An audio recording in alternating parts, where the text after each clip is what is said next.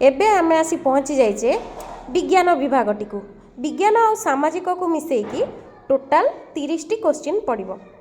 तो प्रथम क्वेश्चन आसी पद्म फूलर केउं अंश वायुमंडल वायु ग्रहण करता है। तो ठीक आंसर होची ऑप्शन बी पत्रर स्तोम।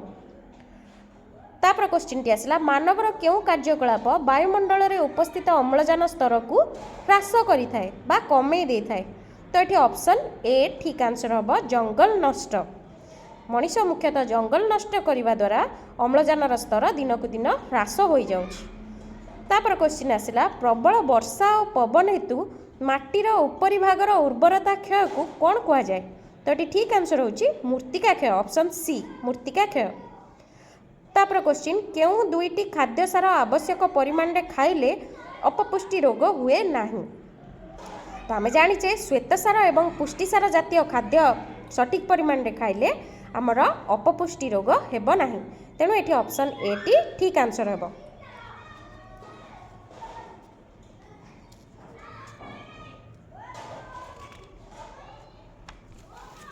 नेक्स्ट क्वेश्चन को जिबा निम्नलिखित रोग मध्यरु केउंटी मशा द्वारा व्यापे नहीं।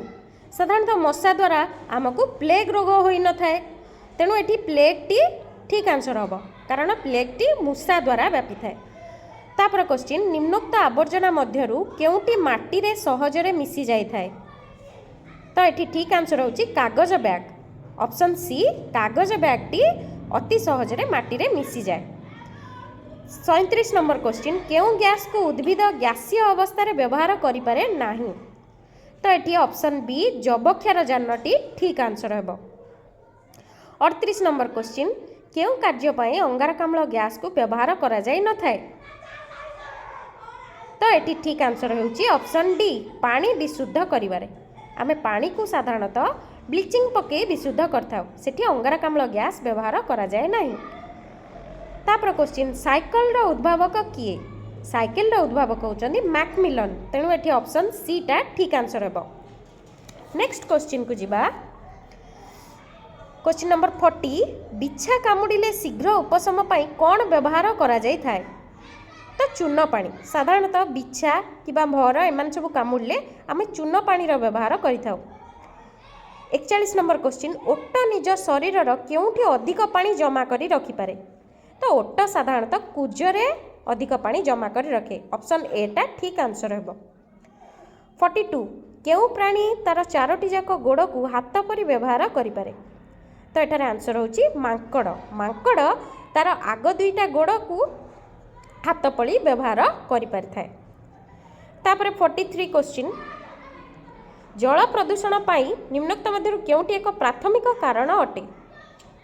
तो एटार आंसर होची मानव कार्यकलाप ऑप्शन बी।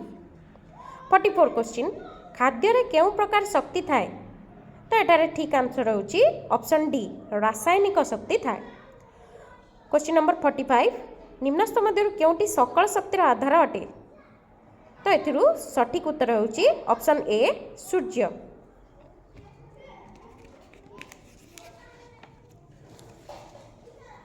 एबे हमें आसिले सोशल साइंस सेक्शन को। तो प्रथम क्वेश्चन आसिला कोलार सुनाक्षणी केउं राज्य रे अवस्थित। हाँ पिला माने कोलार सुनाक्षणी कर्नाटक राज्य रे अवस्थित अटे। तो एठी ऑप्शन सी टी ठीक हबो। 47 क्वेश्चन कपा चाष पई केउं मूर्तिका उपयुक्त अटे। तो एठी ऑप्शन बी कृष्ण मूर्तिका बा कला रंगर माटीटा सेटा कपा चाष पई उपयुक्त अटे। 48 नंबर ताजमहल केउं नदी कूल रे अवस्थित। ताजमहल साधारणतः जमुना नदी कूल रे अवस्थित। एठी ऑप्शन बी टी ठीक आंसर हेबो। 49 नंबर क्वेश्चन लोकसभा रे मोट सभ्य संख्या केते अटे। पिला माने एठी ठीक उत्तर होची 545। आमर लोकसभा रे 545 टी आसन रही। 50 नंबर क्वेश्चन को जिबा गोटे राज्यर राज्यपाल को किए नियुक्त करती। ठीक उत्तर ऑप्शन डी राष्ट्रपति नियुक्त करथांती।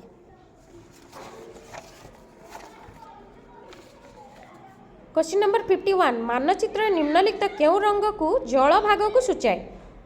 केउं रंगटी जल भाग को सूचाए। हाँ ऑप्शन ए नील रंगटी जल भाग को सूचाई थाए।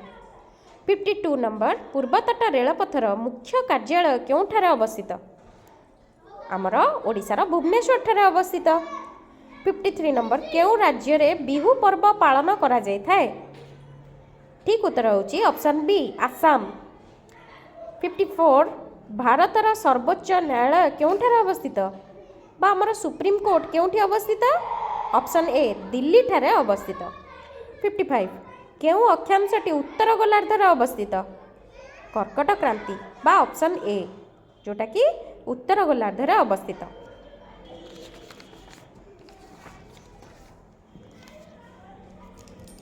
56 नंबर केउंटी गोटे पश्चिमाभिमुखी